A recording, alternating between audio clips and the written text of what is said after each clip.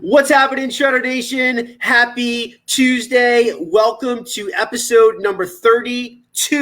Oh my God, 32 episodes. Shred Your Body. I'm your host, Jesse James Jamnik. I am really excited to dive in to a multitude of different topics tonight, going from sugar and carbs to self-esteem to dealing with adult acne to baby weight to dieting to you name it. My good friend has been through it all, and I have been kind of a personal witness to this whole story, and she was part of the mastermind, the co-creator, the co-founder of the ER Shred. A lot of you guys know her.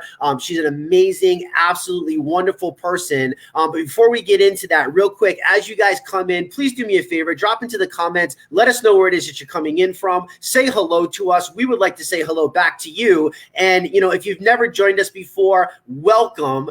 If you want to learn more about the ER Shred, www.ershred.com, please come and join our free Facebook community of 22.4 thousand people. It is one of the most active, engaging Facebook groups that you have ever been a part of. I promise you that. I've been a part of too many of them, way too many that I want to remember. This is hands down my favorite one. I eat it, I breathe it, I sleep it. It just fires you up. It's motivational. It's encouraging. It is the best freaking community that you've ever been a part of. So without further ado though, my goal every single week is to show up and to bring you another amazing story, because there's far too many people in the world that are struggling, and I believe that we have a solution that can help so many people come alive, break through, get out of their way, and finally feel what it feels like to be the epic human being that you were created to be. So without further ado, I want to bring in my very special guest tonight.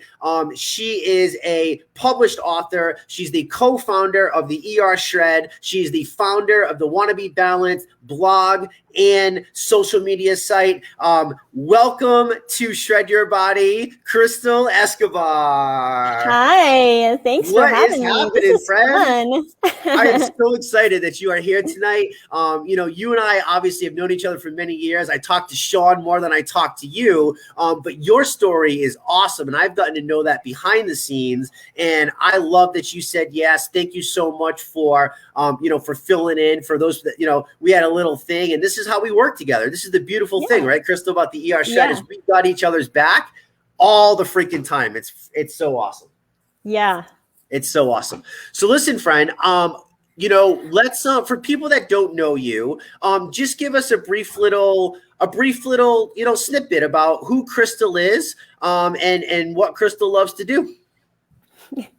Well, I am first and foremost a mom, as you can tell. It's just 24/7 full-time job, right? Yeah. But yeah, I was just I have been a full-time mom, stay-at-home mom, but also having my little things on the side, which is, where the podcast comes in, my blog, all the social media stuff that I've done over the last decade now. And it's just been a lot of fun. I'm really into sharing my life, my personal development journey. And that's kind of what my podcast is all about, is just sharing bits and pieces of my journey as I have learned the many lessons of motherhood and just being a woman, trying different business endeavors, and also being really passionate about health and nutrition, as are you. So that's how we connected. So it's really cool to have that in common. Yeah. And I want to say, Crystal, for anybody that doesn't know, first of all, where can people find your Wanna Be Balanced blog, your podcast? Like, how can people get connected to you? Because, you are one of the most authentic, real people that I have the pleasure of calling a friend in my life. And you put out, you guys are no holds barred. And I love that about you guys. Like, there is no shame in your game, whether it's good, whether it's bad. There is information there, and you always tell it how it is. And I love that about you so much. So where can people find all of your awesomeness so they can come and learn from you as well? Well, thank you. My awesomeness. Yeah. Thank you. It's wannabebalanced.com, and that's where all my podcast episodes are. And in the early stages of, it was more blog posts, but now it's podcasts. It's my way of like, keeping up with the times. It was all written in the beginning, but then, podcasting became popular, live videos. So I would sometimes record my live videos and put them on the podcast. But that's kind of, that's where everything is, all my content over the past decade. And yeah, I think it's been nice that Sean has also been on board with this, because he is more of a private person, but he's also very open at the same time and very authentic. So he's been great about opening up about different things, about our marriage struggles over the years, as we all have. Yeah, for sure. And just raising children together. And also, we were in that the Mormon religion for the whole in our entire marriage. And then over the last 3 years, that's kind of when we, him and I together, were sharing our journey, kind of breaking away from the culture that we were brought up in. And that was a really scary thing to do, to be stepping away from something that is so common in our area where we grew up, and then within our family and all of our community and friends. And it was really challenging for us, but it was awesome that we did it together. And mainly we wanted to do that just so that we could step away from what we were taught our entire lives and kind of look at it from a different perspective, because I think oftentimes we just take information in without really analyzing it and deciding, wait, does this resonate with me? Is this in alignment with who I want to be, how I want to live my life? And there are a lot of good things that we gain from being in that religion, but now we just have a more broader perspective. And it's been great that Sean was willing to share that journey with me on the podcast. And that's kind of what we did over the last 3 years, but we're done with that. We said it all, and we're ready to like step into other areas of personal development. Yeah, I love that he was willing to do that for you guys. And, like you said, I mean, you guys are so honest. Like every good marriage, I mean, we all have our ups and downs. We all have our good moments. We all have our bad moments. And anybody who tries to say, oh, my life is so peachy, hunky-dory, I'm just going to go ahead and call your bullshit right now. I don't know anybody that's like that whatsoever. We're about being real here in this community. So I love the fact that you guys have that bond and have that relationship. And I know it's tough. You know what I mean? I know it's tough. And I love that you guys are able to talk about the bad times too, because the bad times, I think, and I say bad times, but let's just call them like off-center times, right? Because they're not really, I mean, you guys, how long have you guys been married now? 17 years. 17 years. I mean, 17 years of marriage, 4 kids. I mean, come on, like, it's like, that's a mission in itself. And, for you guys to be able to do that and come closer and have that courage to split, something that you've known for your entire life. I mean, that takes a lot, and I know you guys have been through the ringer. I mean, that's putting it lightly, the ringer, and you still come together as a team. And I admire that so much about you guys. And I look at the bad days as like, okay, so what? Like, we all have bad days. You know what I mean? Like, we're supposed to have bad days. It's not supposed to be, sunshine and rainbows. So thank you for that, Crystal. So let's do this. For people that don't know, take me back a few years before we get into where we are now. Kind of what started. I know you've been on this personal journey. You're a certified life coach today. Self-development, mindset, those kinds of things. Gary and Tony and you and I have talked. I mean, we're on that same page, and I know you eat that, you breathe it, you sleep it, you divulge books like a book monster, and you have a constant earning to get better.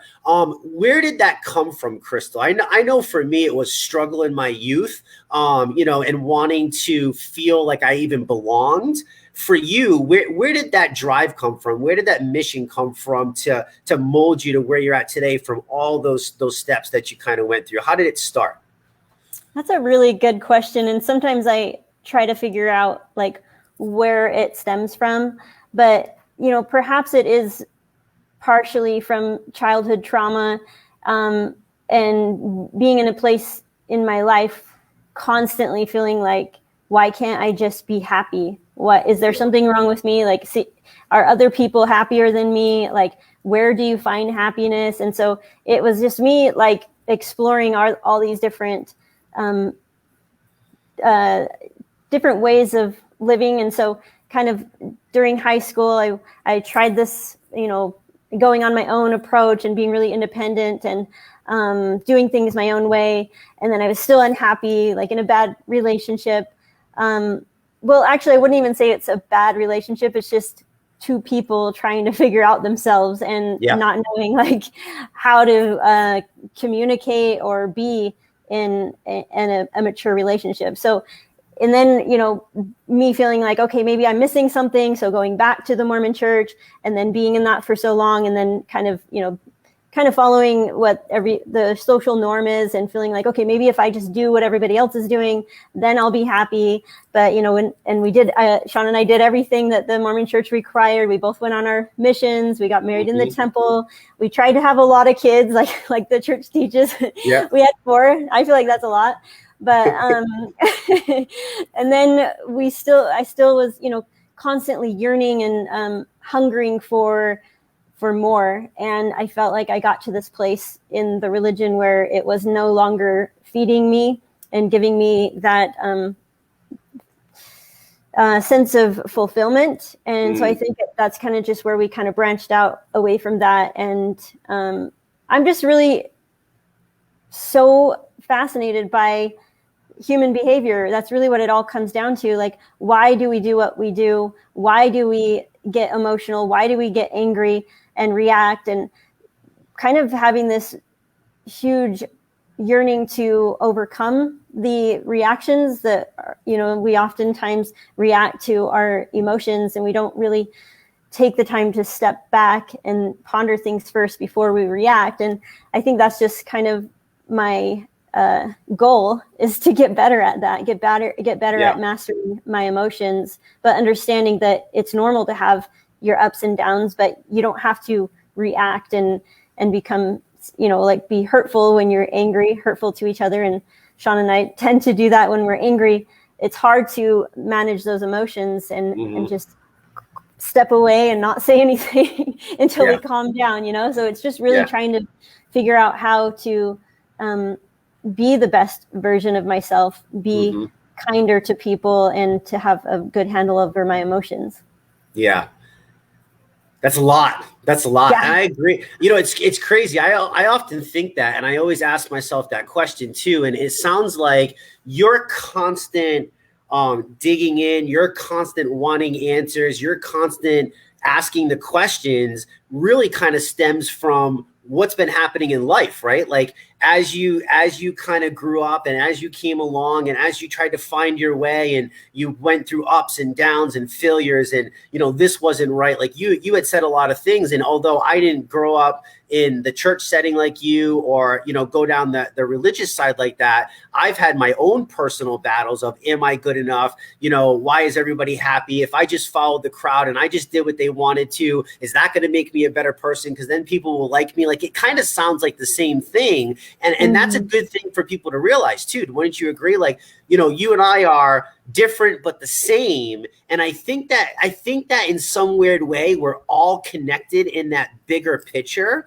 and we can all learn from each other, even though yours was coming out of religion and learning from that and marital stuff and this, and mine was something totally different. We're still the same people. We're still going for that same bigger picture. And I find that to be fascinating. And isn't it crazy how we always attack the ones that we love the most, ourselves and our significant other, the two people that we should love the most. Yeah. And for some reason, we go after those people, ourselves even more. And it should be for people we hate, for crying out loud or something, you know what I mean? But for some reason, we always attack ourselves. So I love that you brought that up. That's an interesting thing.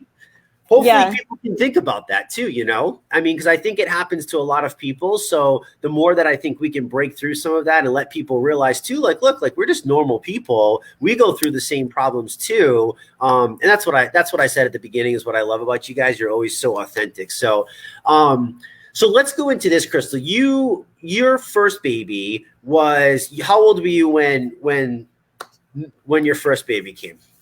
I think I was 23 or 24. 23, 24. And then you guys, all your guys' kids are relatively close in age, right? Like what's about 2.5 years apart.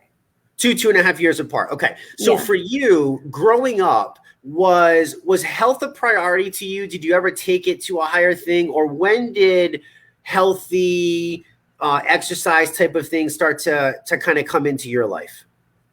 Well, definitely health was always been a part of my life, but unfortunately, I think I disguised it with health, but it was more about wanting to fit the perfect woman mold, having Gotcha. the perfect body and all of that. So I was more concerned about my weight and how I looked as opposed to, my health, because I would do unhealthy things to lose weight.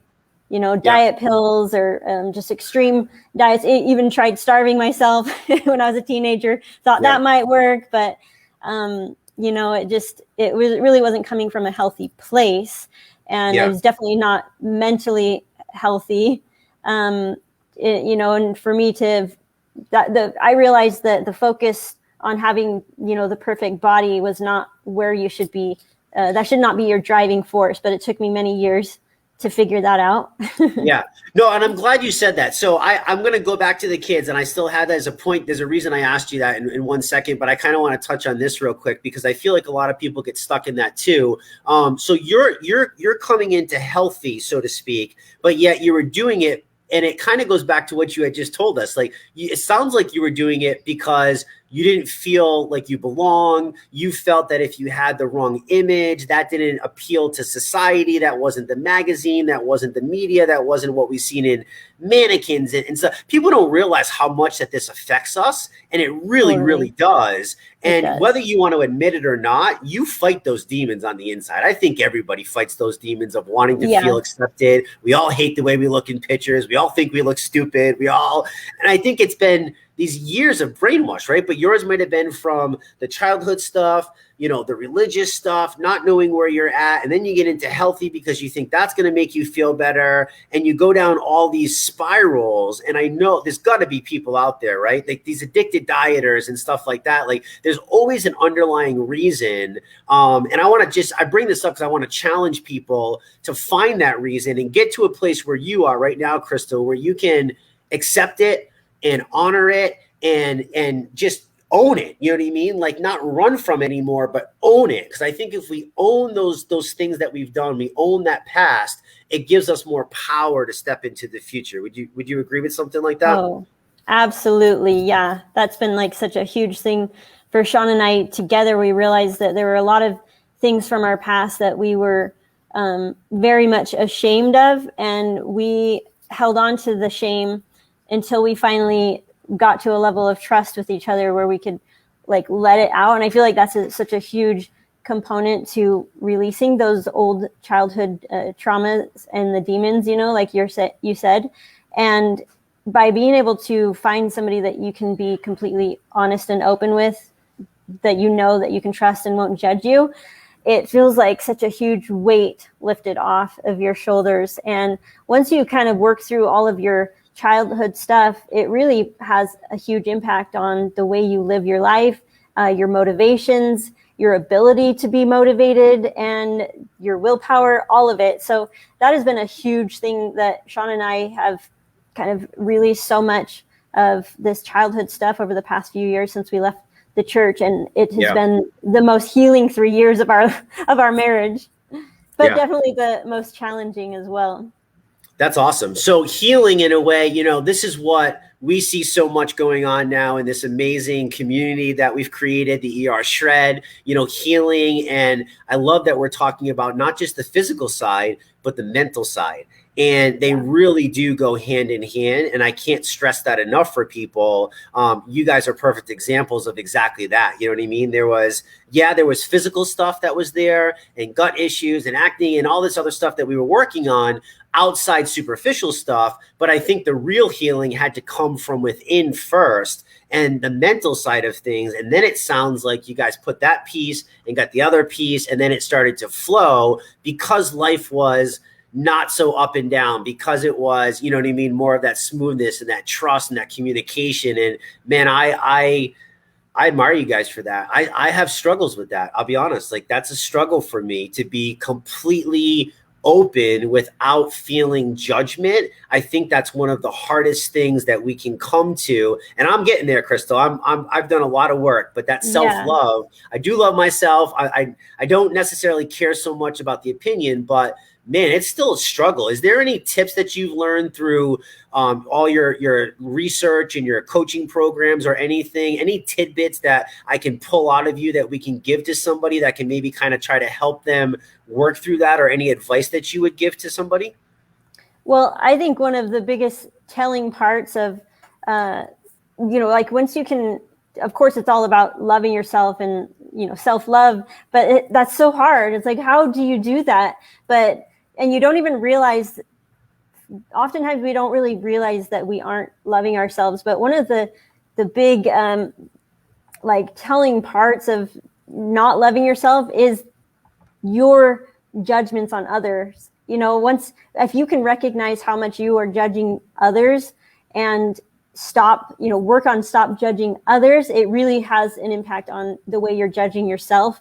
And, and it's hard because it takes a lot of self-awareness to recognize how many times in a day that we look at another person and we judge them in some way, and we do. And it's like part of our human nature, but it really is almost as if we're looking in the mirror, and that shows us how much we're judging ourselves on a daily basis. And if we can work on because I do feel like it's harder to love yourself than it is to love others. But if we can focus on recognize every time that we're judging other people and practice seeing them through a different lens, then it will spill over into the way that we see ourselves. But it's definitely a challenge, and just as we, even with our own parents, and I think how I get so triggered when it comes to anything that if anyone questions the way I parent, or if Sean says anything and I feel like he's saying something negative about the way I mother our children, Mm-hmm. I get really defensive, and I know that that's coming from my judgment towards my own mom.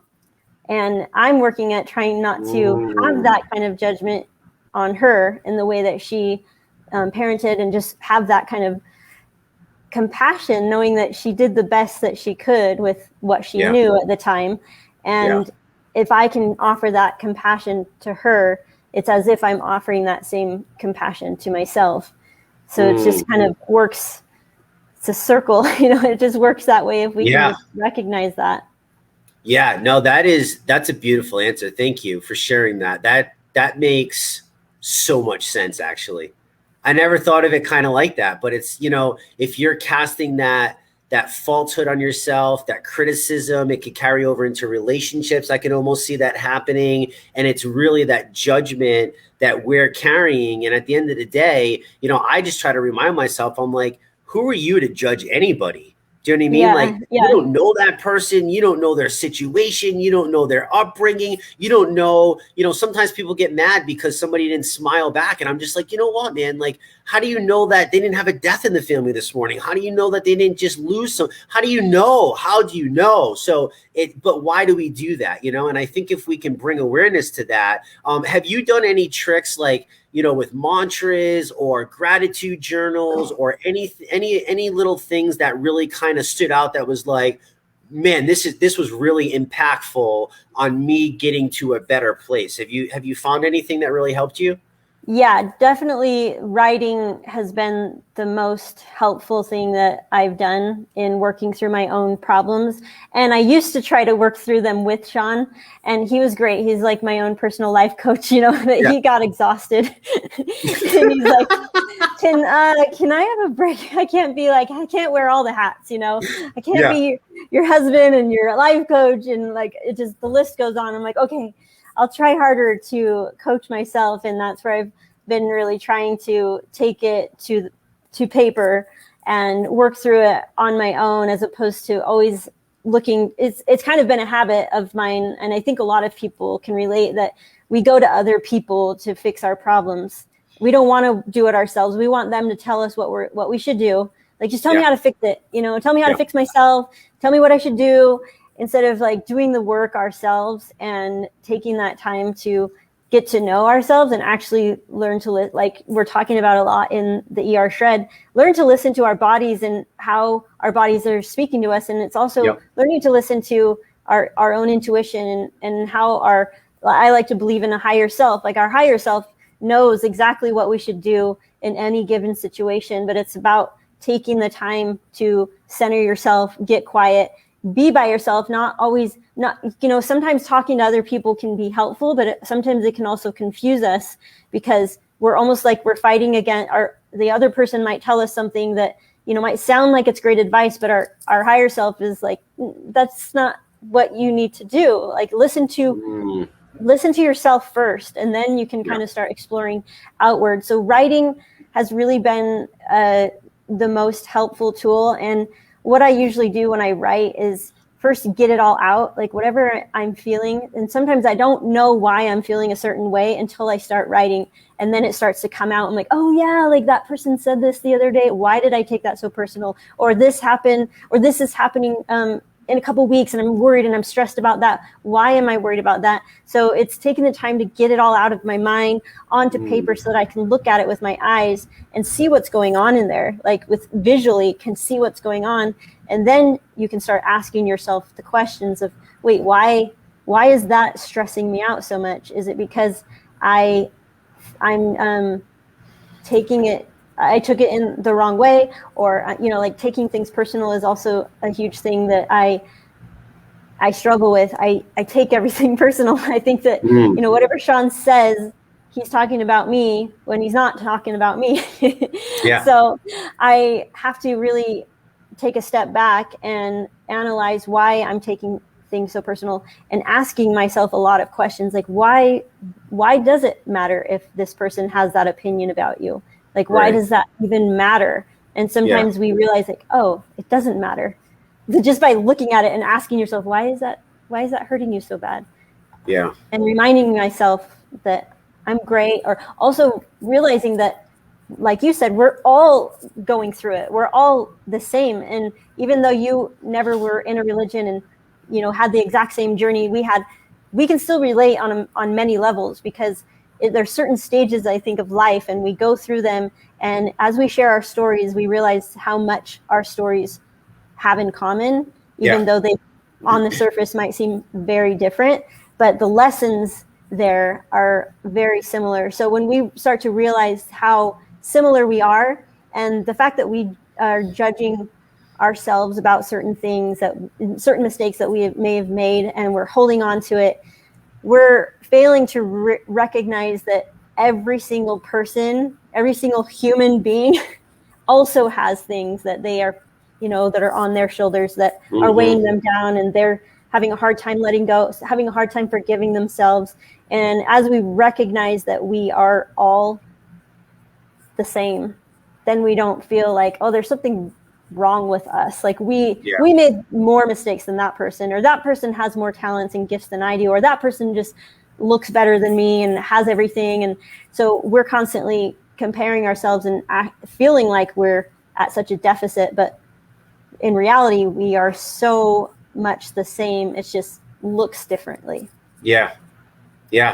Wow. So taking time for yourself is really, that's the message that I really heard. And obviously the connectivity and that we're all there, but being, it's funny because the person will say, well, I don't have time for that. I got kids and I got this and I got that. And I'm sure you made those excuses too, right? Well, I can't do this because I got to do this and I got to do that. And as you keep going, if you just keep showing up, and I know that's one of the things, Crystal, that I know that's why you're where you're at today. I'm where I'm at today, Sean. Like, we just keep showing up. You've never not shown up, no matter how hard, no matter how difficult. Maybe it was a roundabout, maybe it was a back thing, maybe it was a whatever, but you're still here. And I think that's one of the biggest things. And if we can just encourage anybody, right, to just, you don't have to feel perfect today. You don't have to, know everything that Crystal just explained, but take something from it. This is the big thing that I've learned, is that, take the one or two things that you feel can impact your life the most right now, work on those, implement those. And then once you got a grasp on those, we can add more and we can add more. And before you know it, I don't know if you found this too, Crystal, but before you know it, you're adding these things and now they're not so much of a burden. It doesn't feel like this massive weight. It just kind of feels like you almost put it into daily habit. You know what I mean? As you practice more and more. So that's so true. I want to add to that because by doing like little things, like you said, it might seem challenging at first, like, to making the time for meditation or writing out your thoughts and getting it all, doing like that whole download, like getting it out of your head and onto paper. If you can just, make these little, take action that doesn't even require a whole lot. And it's what we do in ER Shred. It's like, once you can like get through the first part of it, then it does become your way of life. It becomes your habit, and it no longer requires that motivation and willpower that it took in the beginning. So sometimes we think that it's going to require so much effort all the time, but it really doesn't. It's just getting through that first hurdle and realizing that it will eventually become second nature. And so it is second nature now to choose writing my thoughts as opposed to being busy with other things. Because if there's a million other things that I could choose to do, but I know that I'm going to be better if I can take that time to either meditate, write, take some time for writing, even just writing out, like you said, affirmations.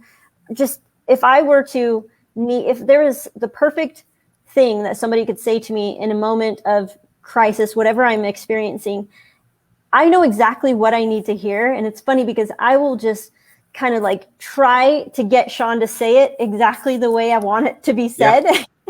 But I'm like, oh my gosh, I don't need him to say that. I can just take out a piece of paper and say it to myself because I know exactly what I need to hear. And as you start practicing that, and the more you do it, the more it becomes enough. Like you don't need it from other people. I don't need Sean to say those things to me when I need to hear it. I can write it out and remind myself of my value, and it will become good enough. It just takes time to let go of our need for other people to do it for us. Yeah, that's beautiful. That's seriously, I mean, that's actually such a powerful thing. And I feel like we could talk an hour just about unbow tying that and really diving deep into that. And we'll do some more calls and we'll give people some more. And I know you and I have plans on doing tons more videos and getting them on our YouTube. And, people just got to keep showing up, right? To keep getting that information, because we're going through our stuff too. And we got to get out there, but we have these bigger visions. This isn't going anywhere anytime soon. That's for sure. But I love that. And I think, it sounds like a lot of it. And I told you this, a couple calls ago, I think on one of our Wednesday calls, but, over the last 6 years for me, watching you do this work, watching you I think today, when I know you laugh, but I really do. Like, I see more of a strong, powerful, not so like more self-belief. I know we had self-esteem issues. I struggled with self-esteem. I think we still struggle with that. I know you probably still struggle with that, but I just tell you from an outside perspective, the presence of showing up on video and stuff, like you can tell that you're not just talking this, that you've done the work. And I want people to understand that what you just explained has been years of work. It's not just like hey, we're going to journal tomorrow morning and all of a sudden the next day, everything's going to be fixed. You know what I mean? Like, it's not going to work like that. So you got to keep showing up. You got to keep working on that self-esteem. Got to keep working on that self-belief.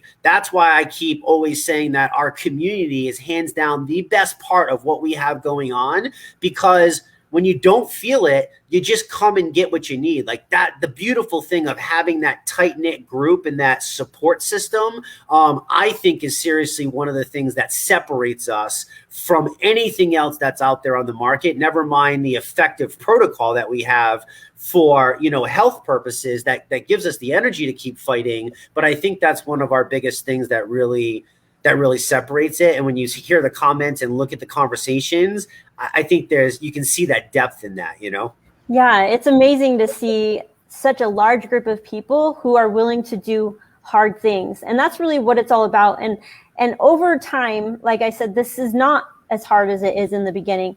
But each and every one of these people in our community, they are so willing to do hard things. It's so hard to get off the sugar and the carbs and the things that we found joy in, but now we're realizing that we can find joy in other ways.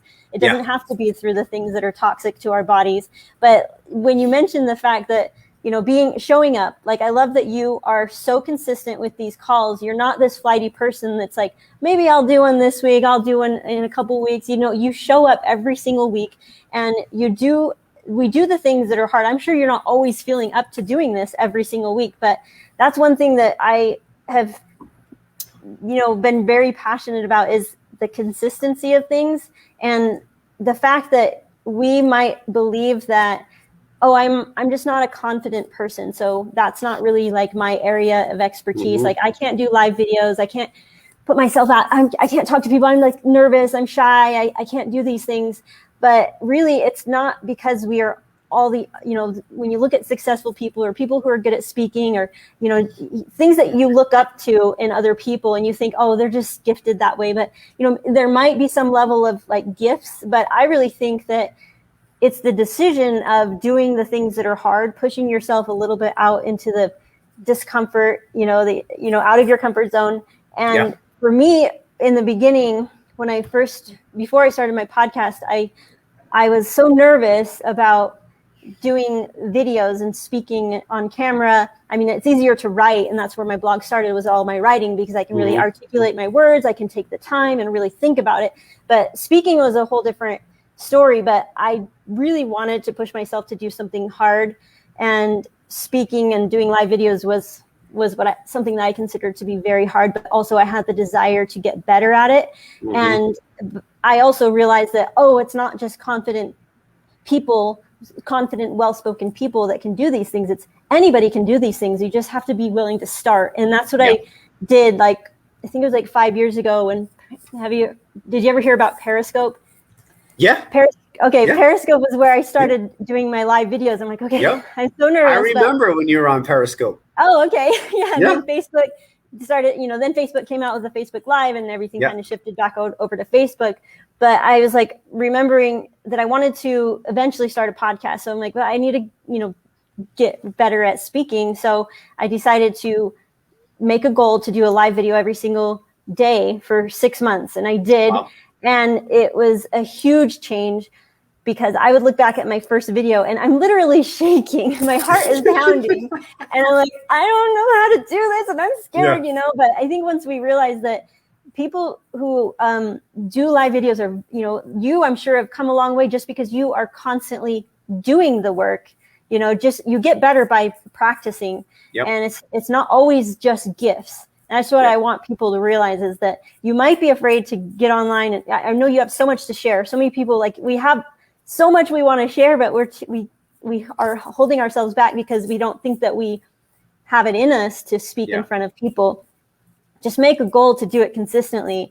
And before you know it, you will be much more relaxed. You'll be able to express yourself better without being so much in your head of like thinking like, oh, what are they thinking of me? Like, oh, I said too many ums, or like stumbled on my words. And we just have to let ourselves go through that period of practice before we can get better. And then we gain the confidence. It's not confident people just do these things. It's like, first realize it's okay that you don't have confidence. You can build that confidence. Yeah. No, absolutely. Honestly, Crystal, I still get scared. There's times that I have this thing sitting on this stupid light, and I'm just like, okay. And I get in my own head, and but I've practiced enough now that I'm like, you know what? Shut up, 3, 2, 1, go. And I click the button, and then I'm like, shit out of luck. Like, I gotta go. And that's literally how I did it. And up until the ER shred, I'm actually, really proud of myself, because I've dived into a lot of business adventures. I've done a lot of different things. I'm like the dog that sees the squirrel. I'm like all over the freaking place. Like, that is me. Like, I'm like, oh my God, squirrel. Oh my God, fox. Oh my God, chipmunk. Like, and I was like all over the place. This has been the most consistent that I have actually held myself to for the most amount of time. And I love it. It's literally changed everything. And it's because of the group. It's because of what it is. It's because of the people that showed up. It's because of, I hated life. Like, I freaking hated my life and what I was going through. And, this has been this magical thing for me to find myself too. But I still struggle with that. And every time I'm like, man, I sounded really stupid on that one. Yesterday, I was talking to my plant thinking that I was losing my mind. People were going to think I was smoking some really crazy stuff, and it related to people. So we overthink the process so much that we sometimes talk ourselves out of it when really we just have to go, because it's funny how we always try to think about things that actually haven't happened yet. And we psych ourselves out so much on what if this happened instead of, well, what if this amazing thing happened and this magical thing happened, and we got to get to that place. So I love that you brought that up. So thank you for that. So let's do this now, Crystal.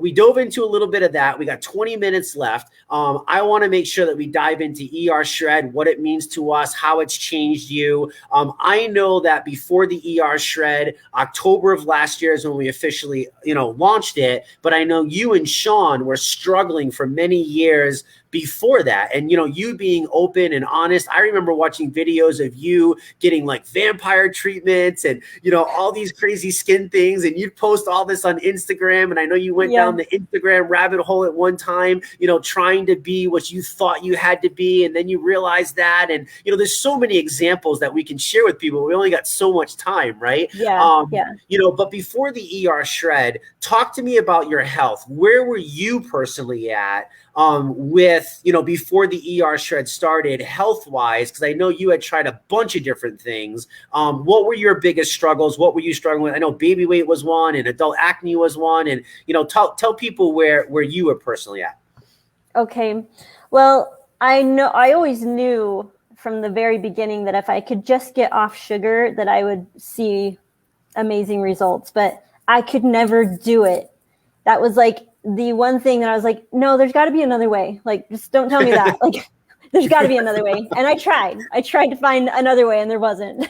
So I just tried, cutting calories, and it was really hard during the, having baby season of my life, because I was really hard on myself, because first baby, lost the weight so easy. And I was back in a two-piece swimsuit, felt confident. Then second baby comes along, and it was I gained much more weight, had a way harder time losing the weight, and just felt like, what am I doing wrong? I would cut my calories, and I was, would nurse my baby. So it was also trying to make sure that I don't cut them too much to where I lose my milk production. So it was really hard for me to just be patient with the losing the baby weight process. And it wasn't until my last baby that I was a little more relaxed about it and enjoyed the nursing, instead of like feeling like, oh, I love nursing, but I want to be done so I can lose this weight. So feeling torn in that way, feeling also like I couldn't lose the weight while I was nursing. But I think it was like settling into, okay, why am I in such a rush? Like, why do I need to push this to be, why does it need to go quicker than it has to be? Like, I can just enjoy this season of my life. But it was a lot of struggles in my mind, thinking like I wasn't sexy anymore. And I wish, I just really hated my body, instead of just loving the fact that my body just gave birth to a human, and that I can feed this human from my body for a year or two afterwards. So I was just too hard on myself. And now when I talk to women who are trying to lose the baby weight, I'm like, please just listen to me. Like, just enjoy this. It's okay. Tell Crystal. She's probably going to be like, I need to hurry and exercise and get all the weight off like right away. But like, just enjoy the woman's body, the fact that we can create life and make a human with our body, feed our babies for an extended period of time. And so once I, kind of was done having babies, and over time eventually lost the weight with isogenics, but still had such a bad sugar addiction and caffeine addiction, carbs. I mean, all of it combined. I knew that was causing me to be tired, breaking out. And so little by little, it was a whole evolution. Just my diet in the beginning of our marriage was really bad, even though I thought it was good at the time. I'm like, I'm pretty healthy, you know, like I don't overdo it.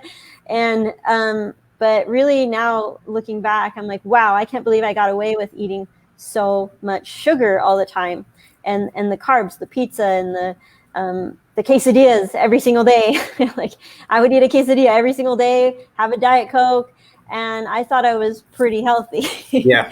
But now I'm like way more extreme, and I like where I'm at now, but I'm also allowing it to be a journey, which is what you teach everyone a lot. Like just let it be a process. It does not have to be, you need to be here and then all your problems are solved. Like enjoy every bit of this process, because it can actually be a lot of fun, and it is actually a lot of fun for me now.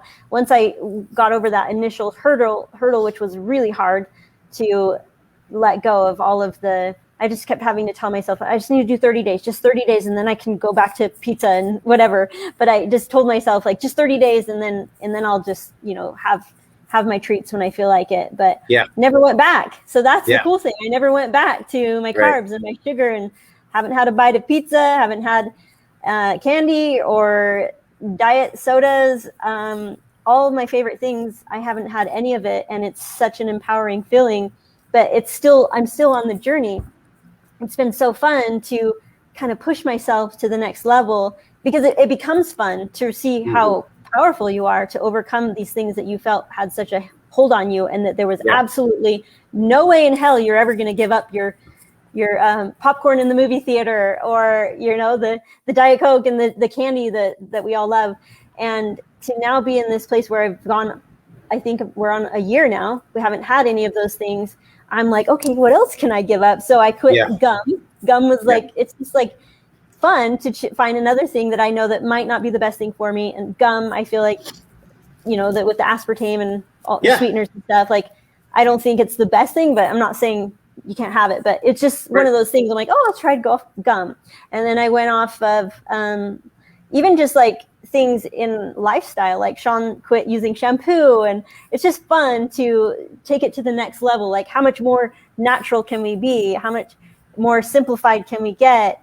And I'm like, letting my hair grow out. And so I'm trying to take little steps and, you know, eliminate other things that I feel like I thought I was so addicted to. I was really addicted to my blonde hair. You know, I wanted the platinum blonde hair all the time. So it is fun and empowering to see myself take it to the next level. And I even just quit caffeine, because caffeine has always been a thing for me. And but I'm not saying it's bad, because I know that some people do really well on a cup or two a day of coffee. And for me, it was making me feel a little bit of anxiety. And that's a cool part that I can thank ER Shred for, because I'm much more in tune with how I feel, because I know that caffeine was probably always giving me anxiety, but I never realized it was that. And now, but now it's just my body speaks so loud to me. Before it was this little whisper, and I was just like, I don't know, like I just can't hear it, you know. But now it's like it's so much louder, because I've cleared out all the junk. I can hear my body saying coffee or caffeine is not the best thing for you. So I'm like, okay, I can do this. So first time in my life, I'm off caffeine, and that has been a huge like, whoa, I can do this. I'm so powerful to get off caffeine, because I've been so addicted to it for years. Yeah, it's so crazy. I mean, you mentioned a couple key things. You know, you still call those things that you've not gone back to your favorites. And now you've actually realized that they're probably not your favorites, because they didn't make you feel as good as you thought they made you feel. That whole dopamine rush wasn't such a exciting thing with the crash, but yet you still call them your favorites, which I found pretty, you know, which I picked up on. So I find that pretty cool. And then the other thing is too, again, you know, I mean, we've talked about it already, but I think it's worth pointing out, you just gave a year journey of, you know, getting to this place, taking it step by step, one day at a time. I mean, you had to tell yourself, look, at 30 days, I can go back. And if that's what people need to do, tell yourself after 21 days, I can eat pizza again. I guarantee when you go back and you do eat that pizza, if you do, you're not going to feel the same way that you felt when you ate that pizza 21 days earlier, you know, when you were stuffing your face. Like, I promise you, you won't feel that way anymore, and you'll realize what Crystal is talking about. But I think it's important to point out that it's been that stretch. And I know for you, Crystal, you know, what was it for you that made you try veganism and, you know, stripping carbs and going? I mean, you've tried a lot of diets over the years to fix something because you were trying to fix from the outside. And was that just based off of what you thought, you know, what you learned, what you heard people saying, what maybe we saw on Instagram, what we were influenced with? Like, I feel like a lot of people get that information. And a lot of times when I talk to people, I'm like, I just want to be like, why do you think that? You know, and I always want to know why. And most of them don't even know why. It's like they heard it somewhere, and then we just take this belief. Like, did you fall down that too, where you just kind of believed somebody else? Sure. Yeah. Yeah. I, you know, I think veganism is trending, but maybe it's kind of dying down because I think Shred is trending now. So it's like maybe it was this thing, but I think it's kind of coming down because like the Game Changers on Netflix was like a popular, and I think I watched that, and also being, you know, trying to become more natural. And also I really do. I think Sean mentioned this before, like leaving the religion was actually like the turning point for us in a lot of ways, because suddenly we're questioning everything. Because like I said, we just, you know, we're in our culture, our community, and people are telling us how to live, and we're like, okay, all right, we just do what they're doing, and it's easy. And then one day you're just like, wait a minute, can I think about this for a minute? Can I really analyze for my own like inner being, like what is this? What do I really think about this? Or am I just have I just become a robot? Am I just doing what others are doing because I think, all right, it's easier? And I did that with like whole like birth and everything. I always thought that, okay, we just, you know, go to the hospital, we get our epidurals, and that's the way it goes, instead of, but then with my third baby, I was like, wait a minute, I think I want to like think about this. Are there other ways? And so just little by little opening your mind up to new ways of doing things. And so once we left the religion, we started questioning everything, and we started questioning diet. And so I was really interested in learning more about diet. And so the first thing I watched was Game Changers, and I was sold, like, all right, veganism is the way to go. They convinced me. And it was really like about the ethics too. I really felt good. Like I was a good person to not eat animals anymore. And they make you feel that way. Like, you know, vegan, you know, they have this agenda of like, don't you love animals? And I'm like, yes, I do love animals. I don't want to eat them, you know. But then you know, you kind of have to take a step back from that as well and think about, wait a minute, like I can still love animals, but understand the circle of life, and that, you know, have gratitude for these animals that, you know, provide for my health and nourishment. And I, you know, and we also promote like, you know, supporting local farms and grass-fed beef, you know, not saying it's a must for your results, but ethically it feels good to know that I'm not supporting the mass production of beef, you know, the factory farming and all of that. I want to support farmers that are doing it right. And so I can still love animals and have so much gratitude in my heart for the cows.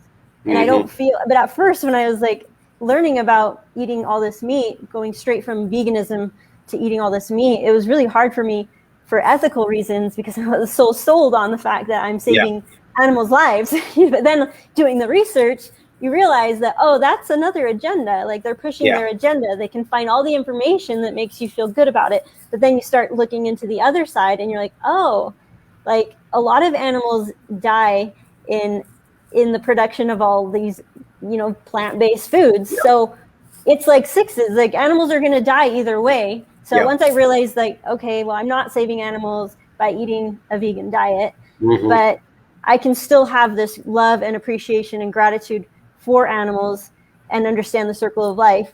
Like animals eat animals. Like I feel like we are animals.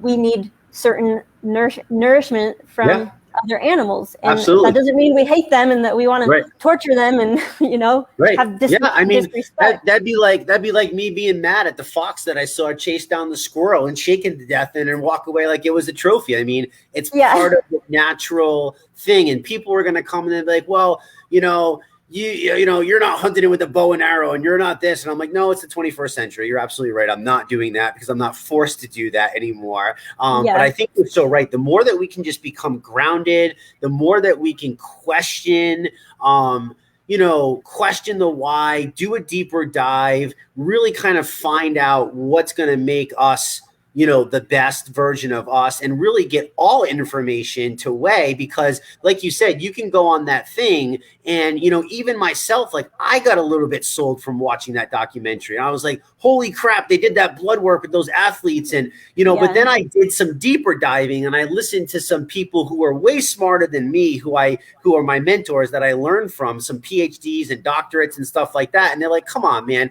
like dig deeper. Like that whole thing was funded by people who have a vegan line. They're promoting veganism because of that reason. Now, can that work for some people? 100%. Can, certain other things work for people? 100%. But I think the cool thing with the ER shred is it's not just so much a protocol. It's, okay, let's really find out what's going to serve you personally the best, because that's really what it comes down to. And when you look at really what we're doing, it's not about the meat. It's not about any of that. It's really about giving our bodies the good nutrition that we used to get without even thinking about it back in the day. And unfortunately, it's really, really hard to do that these days. And it's really just understanding what foods are serving us versus going off of the next fad diet in the magazine or the next documentary that comes out or the next thing that goes out. But that goes back to the self-esteem, Crystal, right? It goes back to not loving ourselves. It goes back to all those things that we've already talked about. And if you think about it, that all has power. So if people can really, ground themselves and focus and ask those questions like, that you already shared in the beginning about that self-love and self-healing, and then we can take that into something like health, I think it's going to be a much better path for them. You know what I mean? If we can kind of get to that place of asking that. So you kind of, have touched on all that. So for you, when I know Sean talked to a few different people, one of it was carnivore, the other of it was incubating shakes, something was bone broth. And I know Bob had to do with that and Peter had to do with that. And, I forgot the other guy that he told me, the carnivore guy. And it was all these little pieces, right? And this is kind of like what made it click for me. When you first heard of this, when Sean told you about this and what he was going to do, what was your thoughts at first? Because I remember him telling me, and then he was like, well, Crystal's even doing it. You'd be amazed at what happened. I was like, what? What? Yeah. You got Crystal to do it? Okay. Yeah. It was like night and day. And, all this stuff that she did for these treatments, like it was all crazy because it's all gone now. And we both feel amazing. He was like so lit up. But what was your initial thoughts? I know for me, I was like, okay. Some people were like, oh, hell no. And for you, I know you just talked about it a little bit, but was it like, you're whacked out, dude? Like, I don't know what you're talking about. Well, the fact that the person who told him about the eating carnivore was a vegan and ended up in the hospital. Oh, wow. That really was really helpful.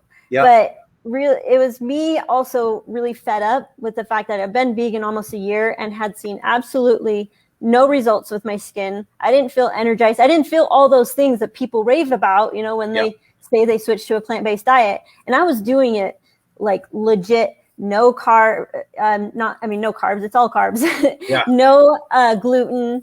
I was not eating junk food at all. And it was just like extreme as extreme could get. I was drinking celery juice every single day, following a lot of the medical medium protocol and, reading all these testimonials. I'm like, why isn't it working for me? Like it's working for everybody else, but I actually think that I know that like, well, it's still like something I can't explain. Like, does it really work for people? Veganism? I don't know.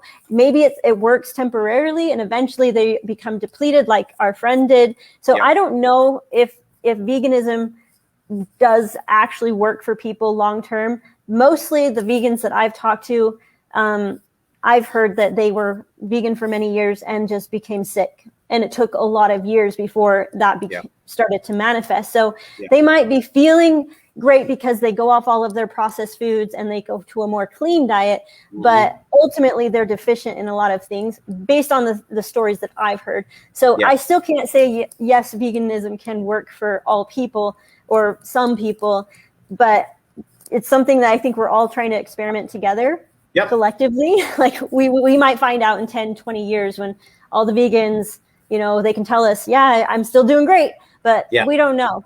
But all I can tell you is my experience from 1 year on veganism, seeing absolutely no result, feeling tired all the time, always feeling hungry, constantly having to meal prep, eat every couple of hours. And I was just really fed up and my skin just got worse. I was fed up with my diet. Sean told me about his friend who was vegan for 6 years. And I was like, my ears perked up. I'm like, really?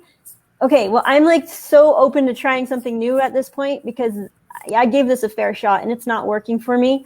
So it was the next day I went straight eating meat and, doing this whole, we're experimenting in the beginning, trying to bring the pieces together. But I went straight off of veganism, straight eating. The first thing I ate was eggs and butter.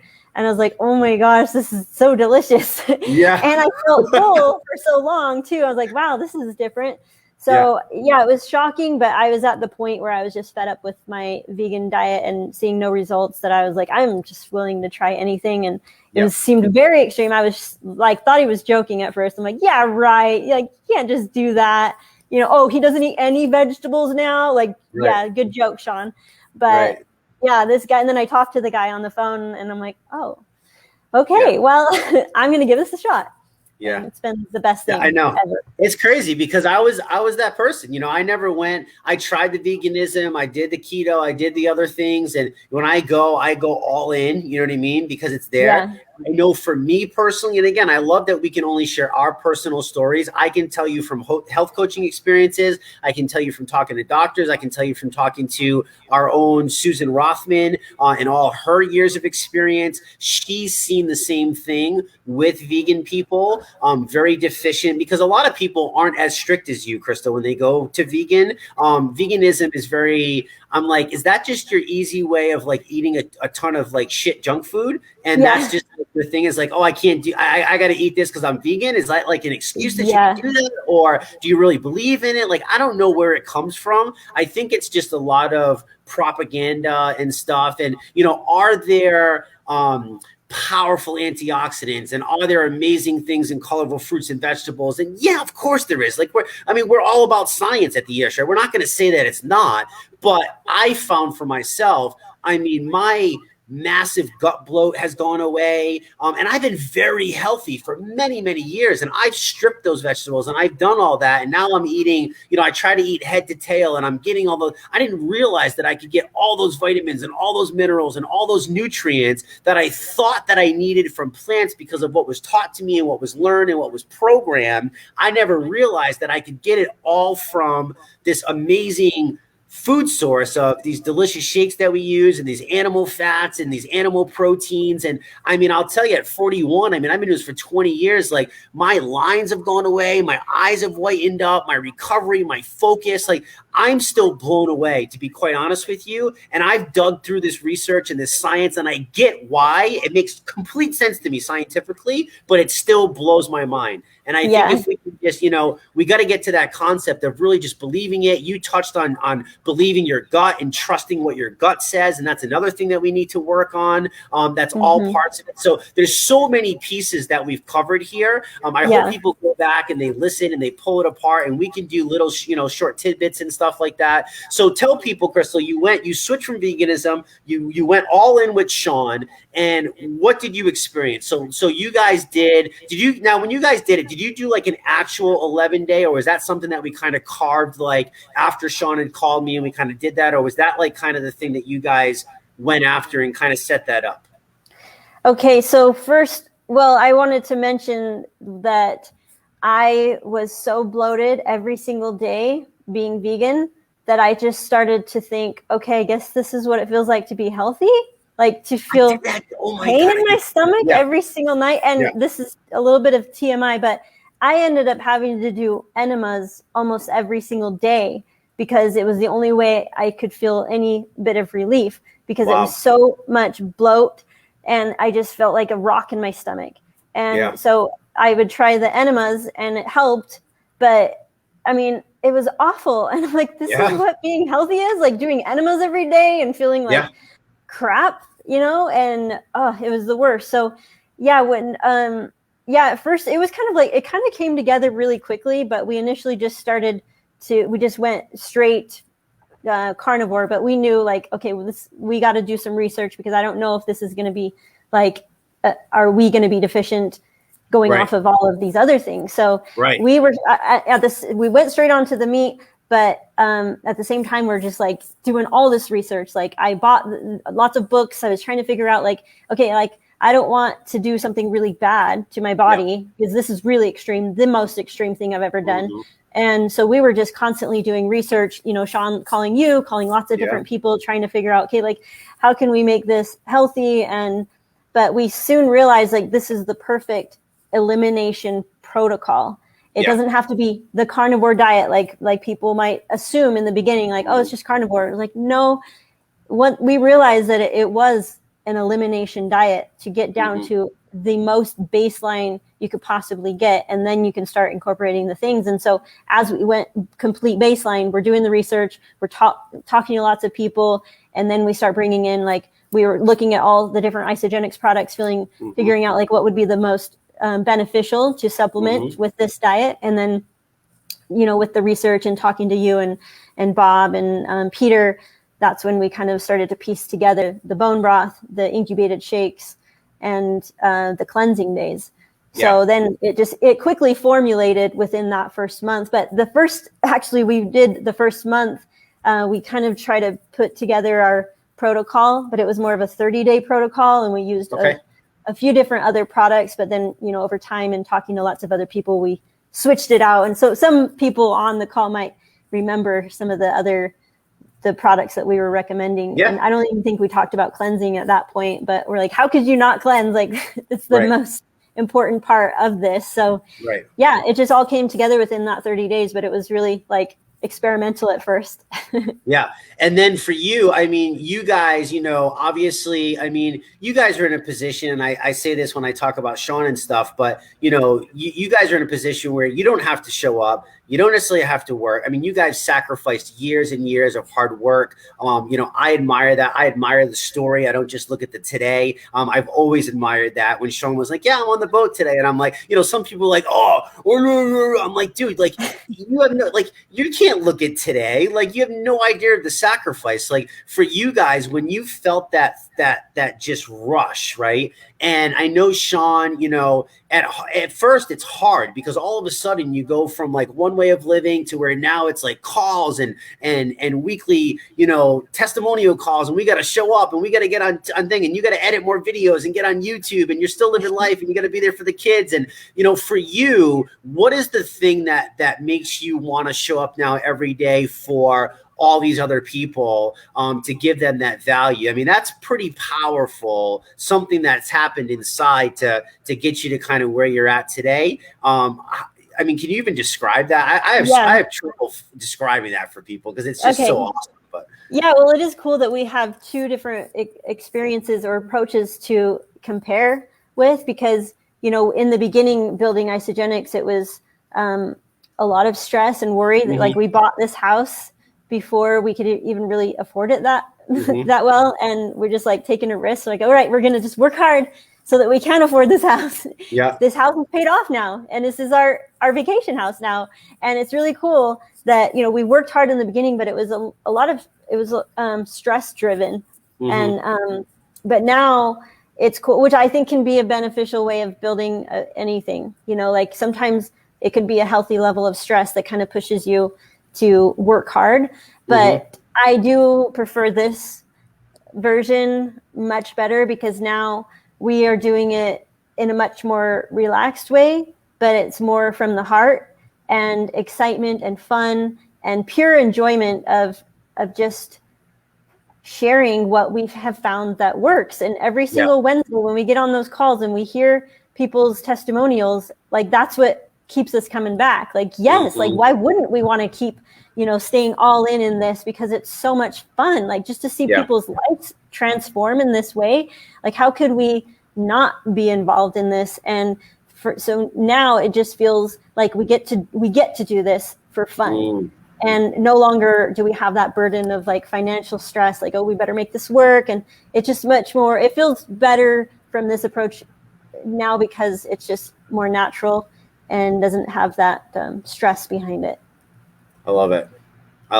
And when I feel that too. I mean, honestly, when I first built the first time, mine went up, mine exploded. I feel like it was stress-based. It was doing it for the wrong reasons. It was, whatever. And now it's like, it's so pure. It's so natural. It's so much fun. You know what I mean? Like for me, like rushing through the door, jamming food, getting on a call. Like some people be like, oh my God, that's crazy. And I'm like, no, like, it's awesome. Like, you don't understand. Like when you can touch somebody else's life, like, I don't know, maybe that's part of me thinking that we're all connected or in some way or whatever. But when you can impact somebody else's life, and I mean, again, if people have not experienced the community, go to the freaking community. You'll know what we're talking about, because until you experience it, until you experience the ER Shred yourself personally, you're going to think that we're woohoo, but I promise you, go in and jump and do it, because you'll jump on real quick once you feel how awesome you're supposed to feel. And, if you need to feel that sense of love, that community, that fun, that whatever it is that you need, literally whatever it is that you need, I think there's a place for everybody.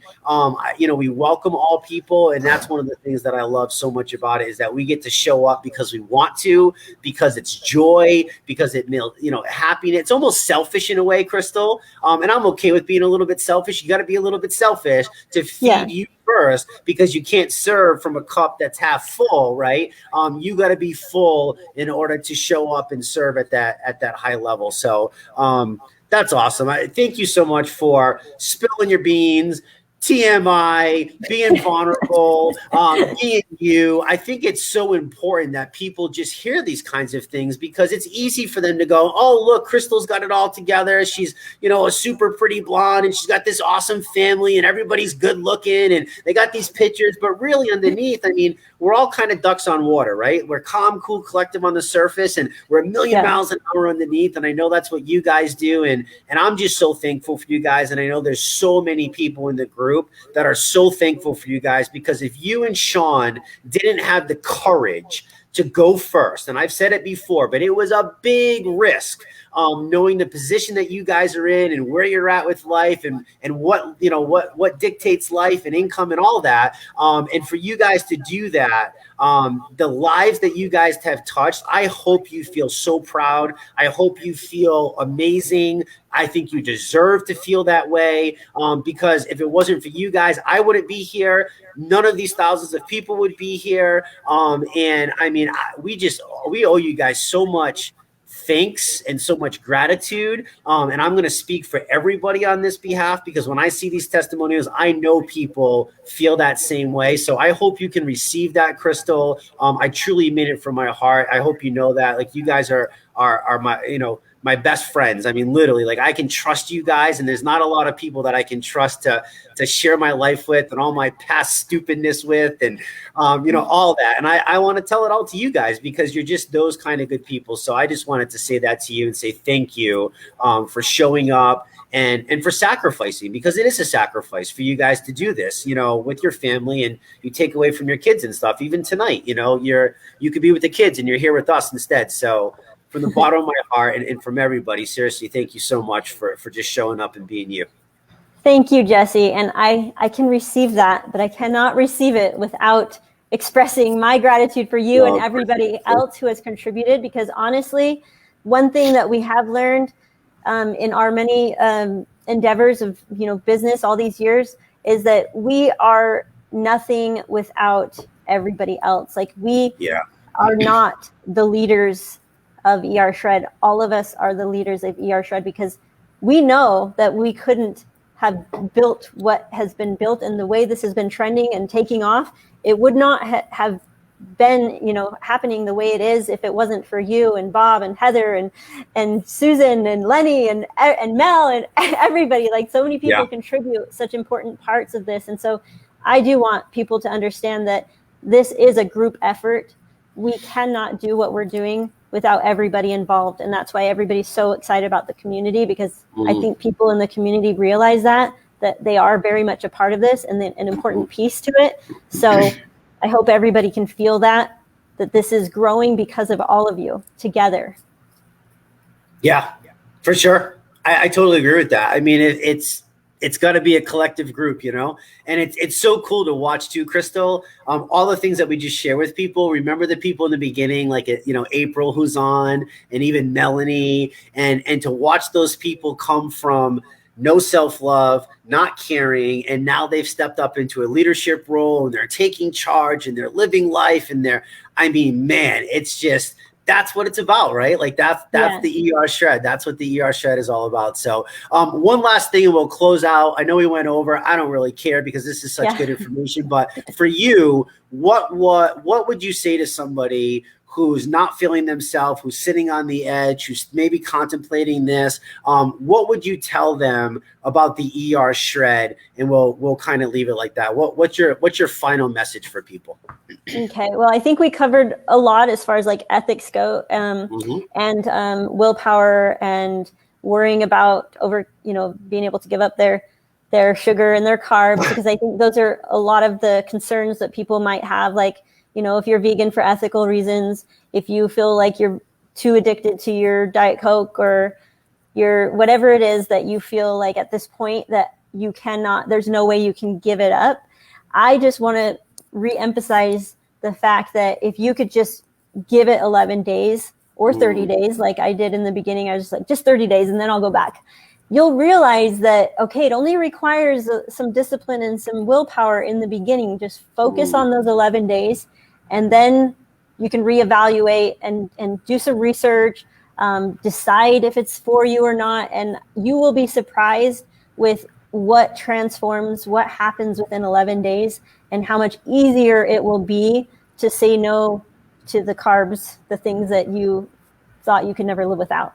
Yeah. So that's really all it takes. It's just dedicating or committing to the 11 days, just giving it a shot, and then you'll see what happens. I love it. I love it. Thank you so much, Crystal. All right, guys. So thanks so much for for joining us. We appreciate your time. We value your time. We can't thank you enough. Again, like Crystal said, we would not be anything without this collective community as a whole. Every single Tuesday night at 8 p.m. Eastern, stop on by, hear another story, learn some valuable information. Hopefully one day I can have you on this show and we can share your epic story so we can pass that along and continue to just make the world a better place, because I believe our health is our greatest wealth. And as we help more people, imagine what the world would be like if everybody was happy, if everybody loved themselves, if everybody gave to each other, if everybody stopped criticizing each other. And we just all realize that we are the same people, all just kind of on different roads, but all trying to get to that same end goal.